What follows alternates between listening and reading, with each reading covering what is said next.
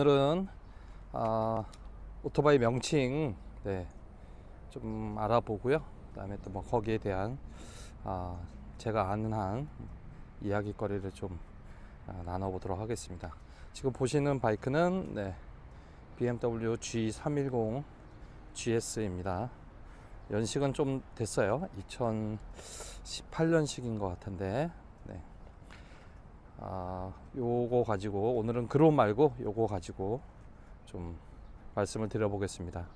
요 바이크는 제가 이제 임도나 이런 오프로드를 타는 용도로도 사용하기 때문에 좀 상당히 좀 지저분한데 그 점 좀 양해 부탁드립니다.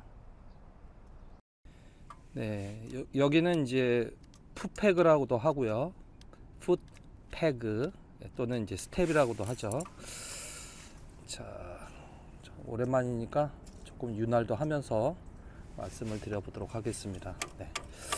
자, 이 풋패그는요, 지금 저는 이제 위에 하나를 덧대서 좀 넓게 쓰고 있는데, 왜냐하면 이제 오프로더에서는 스탠딩 일어서서 타는 경우가 많고 앞뒤로 움직임을 많이 해야 되기 때문에 넓은 게 좀 편한 것 같아서 좀 덧댔습니다.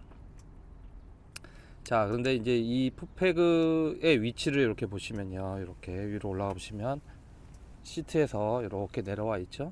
그리고 풋패그의 위치가 이제 투어러, 뭐 할리나 또는 뭐 골드윙이나 뭐 이런 큰 투어러들, 장거리를 가는 투어러들일수록 앞쪽으로 가 있습니다. 앞쪽에 풋패그가 그래야 편안한 자세를 다리를 뻗고 갈 수 있기 때문이고요.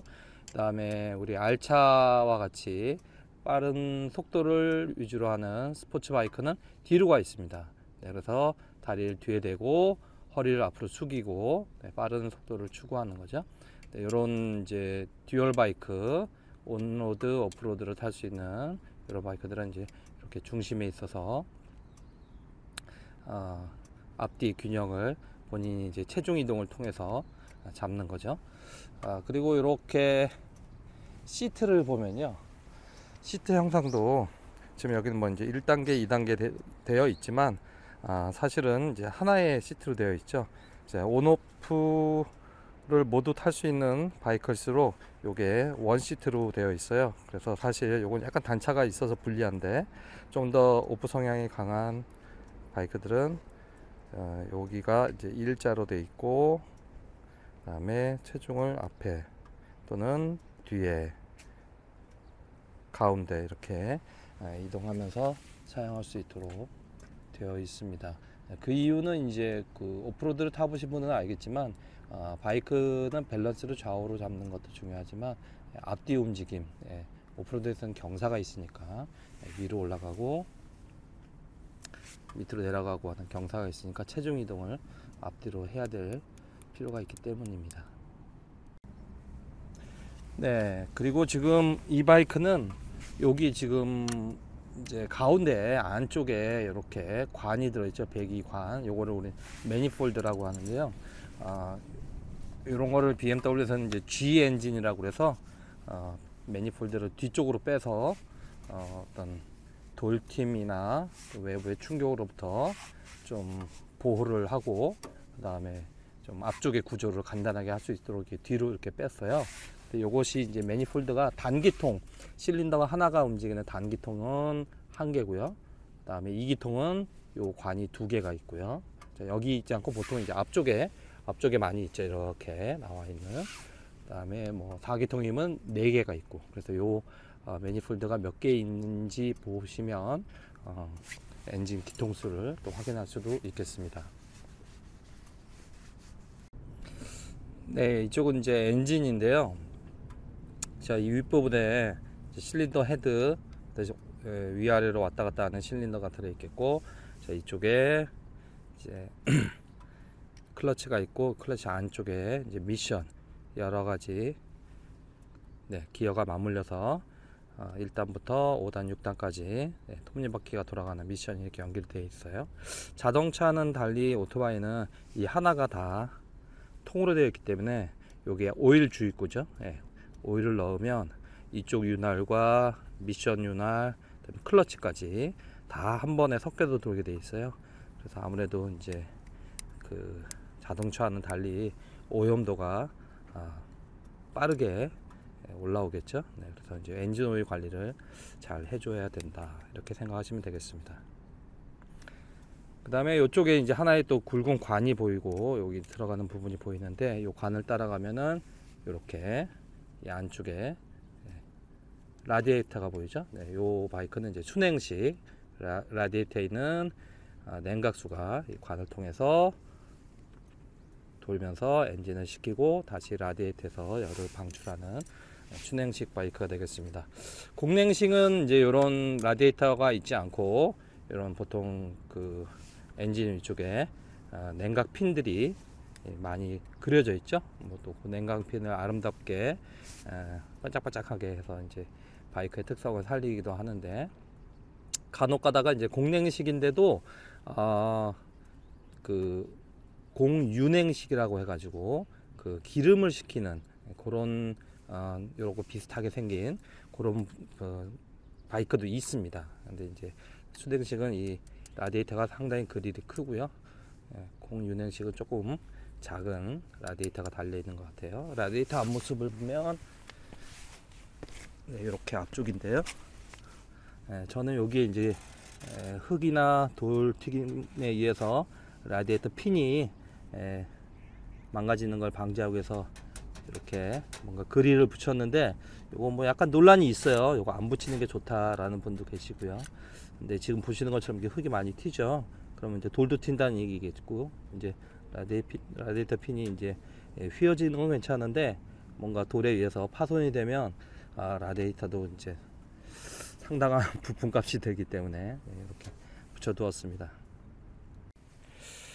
자, 그리고 여기 이제 엔진 오일 주입구인데요. 열어볼까요?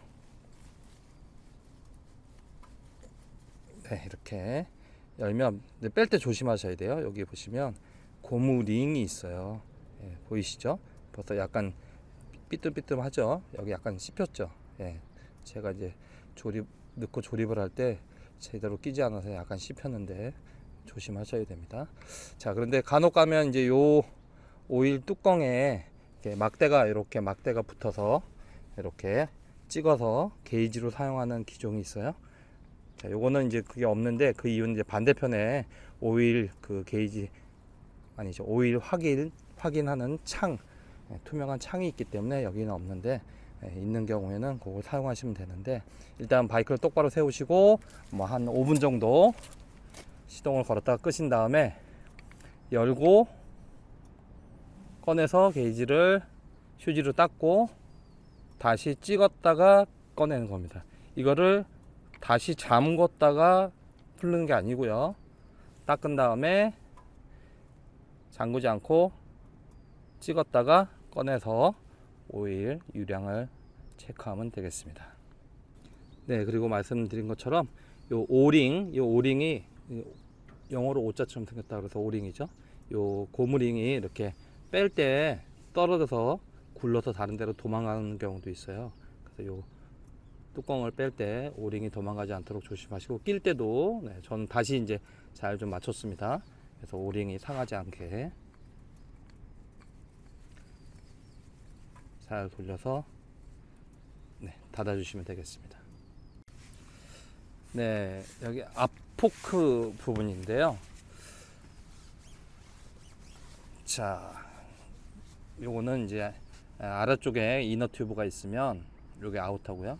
이런 걸 도립식이라고 하고, 보통 오프로드 성향의 바이크에는 이렇게 도립식을 많이 사용하고 있습니다. 자, 그리고 요 경우를 앞에 잘 보시면요, 여기 이제 휠 축이잖아요. 그런데 여기 이렇게 중심에서 앞쪽으로 나와 있죠. 그래서 요만큼은 이제 우리가 옵셋 값이라고 하는데, 요 앞으로 나와 있으면 좀 더 핸들을 민첩하게 조향할 수 있도록 이렇게 되어 있어요. 그래서 이제 요게 많이 나와 있는 경우도 있고, 적당한 값을 찾아서 만들어져 있겠지만, 어떤 경우에는 요 요 축이 여기에 라인에 맞게 되어 있는 그런 바이크도 있습니다. 그리고 요 각도도 앞으로 가면 이렇게 갈수록 직진성이 높아지고, 이렇게 쓰면 쓸수록 네, 핸들링이 민첩해지고, 네, 그런 관계가 있어서 이건 원래 이렇게 앞으로 좀 나와 있다, 이렇게 알아두시면 되겠습니다. 물론 뭐 바이크에 따라서 여기 나와 있지 않은 경우도 있습니다. 네, 뭐 투어러나 이런 경우에 좀 상황이 다르겠죠. 네, 그리고 이제 타이어 휠을 보시면 이렇게 네, 무게추가 달려 있는 경우가 있어요. 요거는 이제 타이어 교환할 때 기기에 넣고 돌리면서 밸런스를 맞추기 위한 무게추인데, 이렇게 뭐 한 개만 달렸으면 좀 깔끔한데, 어떤 경우에는 많이 안 맞으면 뭐 여러 개를 길게 붙이는 경우도 있더라고요.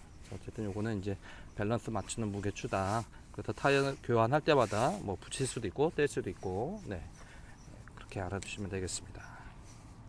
네, 지금 보시는 부분은 이제 머플러인데요. 머플러 요 끝에 소리를 죽이는 요 부분을 사일런서라고 하고, 전체를 이제 머플러라고 합니다. 순정인데요, 상당히 좀 큰 편이죠. 머플러 안에 구조는 굉장히 많은 격벽이 있고, 또 여러 가지 환경 규제로 인해서 여기 머플러와 연결되는 요 부분, 네, 요 부분이나 뭐 저 안쪽 부분에 이제 촉매라는 좀 이렇게 막아서 그 오염물질을 걸러주는 그런 장치가 부착이 되어 있어요. 그게 없으면 네, 걸립니다. 네. 환경 오염 뭐 이런 것 때문에. 그리고 이제 전체적으로 바이크들이 이 머플러를 굉장히 크고 뚱뚱하게, 좀 볼품이 없는데 그렇게 만들고 있는 것 같아요. 왜냐하면 이제 환경 뭐 유로 5, 유로 6 이렇게 점점 환경 규제가 세지면서 거기에 맞추기 위해서 그렇게 변화하고 있습니다. 보통 이제 바이크 튜닝할 때 이 머플러 튜닝을 많이 하죠. 네, 저는 그냥 뭐 순정으로 대부분 타는데, 뭐 소리 같은 거 너무 키우는 거는 좀 별론 것 같아요. 네. 네, 그리고 뒤에 보시면 이제 요거 브레이크 캘리퍼죠. 네, 캘리퍼고, 요게 이제 브레이크 패드 상당히 많이 남아 있는 걸 볼 수 있죠. 네. 자, 그 다음에 여기에 이제 구멍이 뚫려 있는 경우도 있고, 여기는 좀 다른 방식으로 되어 있는데, 요 디스크 패드 안쪽에 들어있는 게 여기 ABS 센서입니다. 요 돌아가는 속도를 요 센서가 측정을 해서 ABS를 작동시키는 거고요. 그 다음에 여기 이제 디스크 패드인데, 요 구멍이 있는 것은 이게 이제 아무래도 마찰에 의해서 열이 많이 발생하잖아요. 그 열을 빨리 내보내기 위해서 구멍이 뚫려 있는 것으로 알고 있고요. 그 다음에 이렇게 손으로 만져보시면 얘도 약간 패드가 우들우들한데, 얘는 이제 오프로드를 타는 바이크이기 때문에 아무래도 흙이나 먼지 같은 게 많이 끼죠. 그 상태에서 이제 브레이킹을 하면 패드에 그런 먼지나 자갈들이 끼면서 이 디스크 패드를 이렇게 갉아먹게 됩니다. 점점 얇아져요. 지금도 약간 여기 파였는데, 그래서 이제 많이 얇아지게 되면 이 패드를 바꿔야 됩니다. 보통 이제 온로드 바이크들은 뭐 그렇게까지는 패드 소모가 빠르지 않은 걸로 알고 있습니다. 네, 그리고 여기는 이제 번호판이 있는 뒷펜다인데요, 굉장히 좀 얄쌍하죠. 네, 이제 바이크 따라서 이 뒷펜다의 두께나 뭐 이런 것도 상당히 다른 형상을 하고 있는데, 뭐 일단은 번호판을 달아야 되니까 필요하겠고요. 또 간혹 가다가 이제 어떤 튜닝 바이크들 보면 이 부분을 아예 커팅해서, 이 플라스틱 부분 커팅해 가지고 번호판을 짧게 달고 그런 경우가 있는데, 다 기능이 있더라고요. 그래서 이 뒷펜다가 없으면 거의 뭐 등 뒤가 난리가 납니다. 이 뒷바퀴에서 올라오는 물이나 흙이나 이런 것이 라이더의 등 뒤까지 다 튀기 때문에 작더라도 이 뒷펜다는 있는 게 좋은 것 같습니다. 다 생각해서 만들었겠죠. 네, 이쪽은 이제 체인부 부분입니다. 네, 요 위에 이제 체인 커버가 있죠. 이 커버도 굉장히 중요한 역할을 합니다. 보통 이제 체인에 루브칠을 많이 하는데, 고속으로 달리다 보면 그 루브가 이제 엄청나게 많이 튀거든요. 네. 그래서 이제 루브칠 하고 나서 며칠 후에 보면 이제 휠 같은 데도 굉장히 많이 튀어 있는 걸 알 수 있는데, 이 체인 커버가 없으면 이 위쪽까지 체인 루브가 다 튀어서 어마어마한 일이 벌어집니다. 또는 뭐 이렇게 오프로드 바이크 같은 경우에는 이제 흙길 같은 데서도 흙이나 자갈 같은 것도 막아주고요. 자, 여기를 이제 우리가 스윙암이라고 부르죠. 네.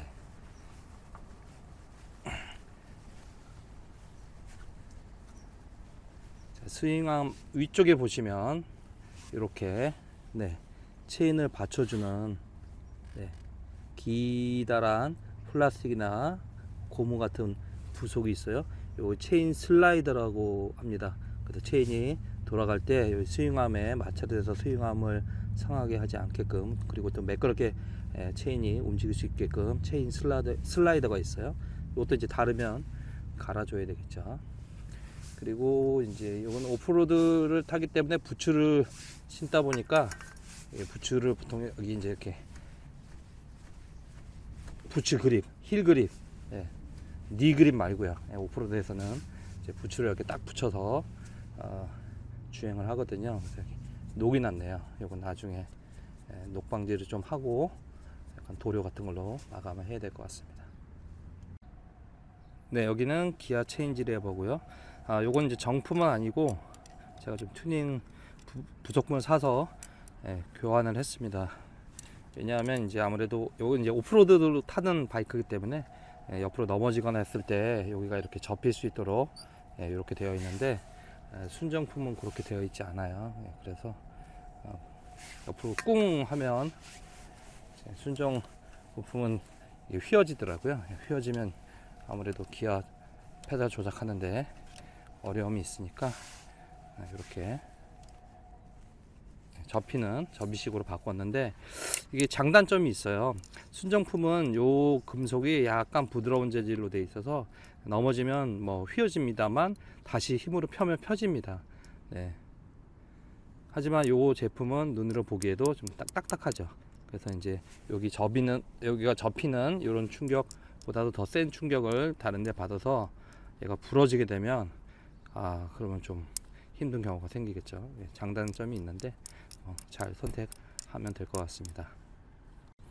네, 그리고 이제 옛날 바이크 또는 뭐 요즘도 이제 클래식 바이크 같은 경우에 보면 요 페달이 이렇게 앞에 있고 또 길게 되어서 중심축에서 뒤로도 이렇게 있는 게 있어요. 그거 이제 시소식이라고 해서 1단 받고 2단, 3단, 4단 이렇게 밟는 기아 페달이 있는데, 그것도 물론 이제 발등 넣어서 이렇게 올려서 해도 되지만 뒤에를 밟으면 올리는 역할과 똑같은 역할을 하기 때문에 이제 구두를 신거나 또는 신발에 뭔가 여기 이제 올리다 보면 발등에 많이 오염되잖아요. 그래서 뒤축을 밟아서 사용할 수 있게 하는 그런 것도 있습니다.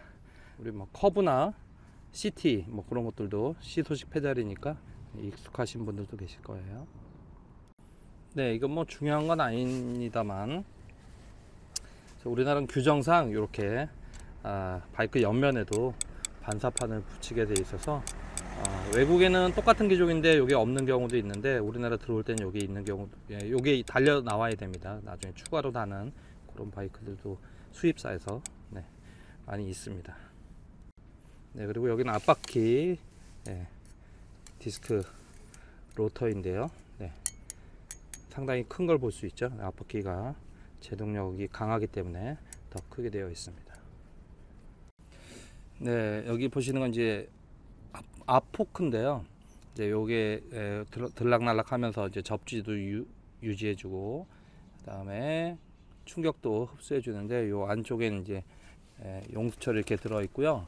그다음에 안에 기름이 들어 있어요. 포크 오일이 들어 있어서 그 기름이 다니는 기름이 다니는 길과 또 구멍, 미세한 구멍으로 압축되면서 기름이 빠져나가고 움직이는 그 정도에 따라서 댐핑을 조절하는 거라고 합니다. 뭐 저도 자세한 건 모릅니다만. 그래서 이제 이 안에 포크 오일이 있다. 그래서 지난번에도 말씀드린 것처럼 여기 고무 실이 여기에 찢어지게 되면 이 안에 포크 오일이 새고 흐르게 되고, 그다음에 브레이크에도 영향을 미칠 수 있으니까 항상 요 앞바퀴 포크는 특히 잘 보시고 이 부분이 상하지 않았는지 주의하셔야 된다 말씀드립니다.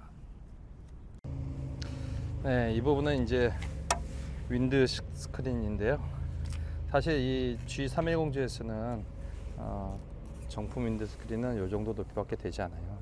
오프로드 바이크들은 윈드 스크린이 거의 없거나 아니면 있어도 상당히 낮습니다. 그 이유는 이제 오프로드 상황에서 사람 몸이 앞으로도 숙여지고 또 바이크가 앞에서 충격을 받아서 튀어 오르기도 하기 때문에 이게 이렇게 높게 되면 바이크 얼굴이나 목 부분을 치게 됩니다. 그래서 상당히 위험하기 때문에 이렇게 높은 윈드 스크린은 사용하지 않습니다. 근데 이제 아무래도 좀 장거리 공도 주행을 하면 바람을 막을 필요가 있기 때문에 어느 정도 적당한 선에서 저는 이제 튜닝 부품으로 바꾸었는데 그 부분은 참고로 알아두시면 되겠습니다. 자, 그리고 여기 핸들인데요. 지금 이 핸들은 이제 나중에 요 열선 그립을 달았어요. 그래서 이제 핸들이 조금 두꺼워졌습니다. 요 핸들 그립의 두께를 얇게 쓰면 얇게 쓸수록 조정하는 손을 잡고 바이크를 핸들링 하는데 좋다고 하는데 저는 손이 좀 작아요. 작은 편인데도 이 정도 두께까지는 괜찮은 것 같습니다. 열선 그립 있으면 좋습니다. 있는 바이크를 사시면 더욱 좋고, 없으면 좀 돈을 투자해서 달면은 기온 변화에 대처하기도 좋고, 비가 오거나 이럴 때도 상당히 유용하게 사용할 수 있습니다. 자, 그리고 핸들은요, 요 바이크는 여기 보시면 여기 중간에 뭐가 끼워져 있죠. 핸들 라이저예요. 제가 올린 거예요. 제가 뭐 핸들 키가 크거나 해서 올린 건 아니고, 이 310GS 바이크 자체가 핸들바가 좀 더 낮게 돼 있어요. 왜냐면 이제 오프로드에서 좀 더 공격적으로 타기 위해선 핸들바가 좀 낮아야 더욱더 약간 이 앞쪽에 무게중심을 주면서 핸들링을 원활하게 하고 앞바퀴의 어떤 오프로드에서 그립을 잘 살릴 수가 있어서 그렇게 된 것 같은데요. 아무래도 이제 공도 주행이나 이런 거에서는 좀 불편하니까 저는 이제 라이저를 달았습니다. 이 라이저도 이제 이 핸들 직경에 맞춰서 사용하면 이렇게 올렸다 내렸다 할 수 있다. 하지만 주의점은 무조건 이제 많이 올리고 하려면 이 케이블도 길이가 다 정해져 있기 때문에 무작정 많이 올릴 수는 없습니다. 그러면 케이블을 다 갈아야 되는 큰 공사가 되니까 적당한 수준에서 해야 되겠죠. 자, 그리고 오른쪽은 이제 클러치 레버, 브레이크 레버죠. 브레이크 레버 부분인데 요 위에 리저브 탱크가 있습니다. 여기가 브레이크 오일 또는 브레이크 액이 들어 있고요. 그래서 이제 정해진 매뉴얼에 따라서 주기적으로 갈아줘야 됩니다. 여기 이제 위에 나사를 풀고, 근데 요 나사도 요 십자 나사 정확히 맞는 걸 사용하셔야 돼요. 그냥 안 맞는 거 대충 넣고 돌리면 요 나사가 쉽게 뭉개집니다. 이게 되게 좀 부드러운 소재더라고요. 그래서 십자 나사도 사이즈별로 종류가 여러 가지더라고요. 그래서 딱 맞는 걸 사용해서 풀러서 교환을 해야 됩니다. 물론 이제 센터에 가시면 잘 하시는 센터 가시면 정확한 도구를 해 주시겠죠. 자, 그리고 요 부분 말고 저 반대쪽에도, 클러치 쪽에도 이런 리저브 탱크가 있는 모델이 있어요. 뭐 엔드로 바이크나 이런 거 또는 큰 바이크들 클러치가 너무 무겁거나 이럴 경우에 이제 유압식으로 거기도 이제 클러치 오일이 들어 있어서 똑같은 방식으로 요 브레이크가 작동하는 방식과 똑같은 방식으로 클러치 레버도 그렇게 되어 있는 경우도 있습니다. 이 바이크는 물론 이제 케이블 방식이고요. 자, 그리고 이제 브레이크의 탱크를 따라가 보시면 여기도 좀 이상한 독특한 모양으로 되어 있고, 또 이렇게 관을 따라서 요 관이에요. 회색. 근데 이제 관의 재질이 보면 다른 케이블하고는 좀 다르죠. 그 이유는 이제 우리 요 브레이크 액이 왔다 갔다 하면서 캘리퍼에 신호를 줘서, 신호가 아니라 이제 압력을 줘서 제동을 하는데 파스칼의 원리잖아요. 그래서 파스칼의 원리는 모든 부분으로 압력이 작용하기 때문에 요렇게 겉이 좀 더 단단하고 이쪽으로 이렇게 압력이 가서는 안 되겠죠. 오로지 우리가 필요한 부분으로만 압력이 가야 되니까 옆으로 이 케이블 옆으로 이렇게 압력이 조금이라도 세면은 브레이킹에 영향을 주기 때문에 이렇게 상당히 다른 재질의 케이블로 되어 있다, 이렇게 말씀드리겠습니다. 네, 그리고 클러치 케이블도 좀 자세히 보면요, 여기 이제 보호 캡이 있고요, 먼지나 이물질로부터 보호하는 거고, 이렇게 연결되는데 여기 금속으로 이렇게 되어 있는 부분이 있어요. 여기까지 금속으로 되어 있죠. 네, 이런 부분, 또는 뭐 짧게 이 안쪽에 짧게 금속으로 되어 있는 그런 바이크도 있는데, 그것은 모두 이 클러치 케이블이 중요하기 때문에 그래요. 움직임이 중요하기 때문에. 여기가 조금이라도 이렇게 금속으로 딱딱하게 되어 있지 않아서 이제 부드러운 걸로 되어 있는데 이게 꺾여 있다, 그래서 안에서 케이블이 잘 움직이지 않는다, 그러면 클러치 레버 조작이 잘 되지 않기 때문에 이렇게 금속으로 이렇게 잘 꺾이지 않도록 이렇게 되어 있는 경우가 많이 있습니다. 네, 그리고 이 바이크는 지금 제가 이제 요 접이식 미러로 바꿔놨는데, 그래서 이제 오프로드에 들어갈 때는 혹시 이제 넘어졌을 때 요 사이드 미러가 부러지지 않도록 이렇게 접어놓고 주행을 하거든요. 그리고 평상시에는 이렇게 내려놓고 하는데, 사실 장단점이 있어요. 요거는 이제 고속 주행에서는 얘가 좀 떨더라고요. 그래서 좀 단기통이기도 하니까 이 바이크 자체가 그런 거는 이제 좀 상쇄하면서 장단점을 알고 사용해야 되겠죠. 네, 그리고 지금 보시는 건 이제 안에 보이는데요, 여기 안 보이는 기종도 있는데 요거는 이제 안에 보이고 있습니다. 요게 소기어고요. 그 다음에 체인 따라서 뒤쪽에 있는 게 대기어죠. 네, 요것도 이제 마모드에 따라서 체인과 함께 소기어 대기어로 바꿔주게 되는데, 참고로 요 소기어는 이빨 개수가 작으면 작을수록, 그 다음에 대기어는 크면 클수록 바이크의 첫 토크를 올려줄 수가 있어요. 그래서 나 윌리하고 싶은데 잘 안된다 그러면 이제 소기어를 한 단계 낮추거나 대기어를 두세 단계 올리는데, 뭐 무작정 아무거나 그렇게 쓰면 안 되고요. 맞는 기종에 따라서 적당한 비율로 그렇게 활용하는데, 뭐 일반적으로 타시는 분들은 뭐 그렇게까지 하시지는 않겠죠. 지금 보시는 건 이제 너클 가드인데요. 보통 공도에서 타는 바이크들은 이런 너클 가드를 사용하진 않죠. 이제 요건 오프로드도 달리는 바이크이기 때문에 너클 가드를 사용하면 이제 좀 넘어졌을 때 레바를 보호할 수 있습니다. 레바가 부러지면 운행에 아주 치명적이잖아요.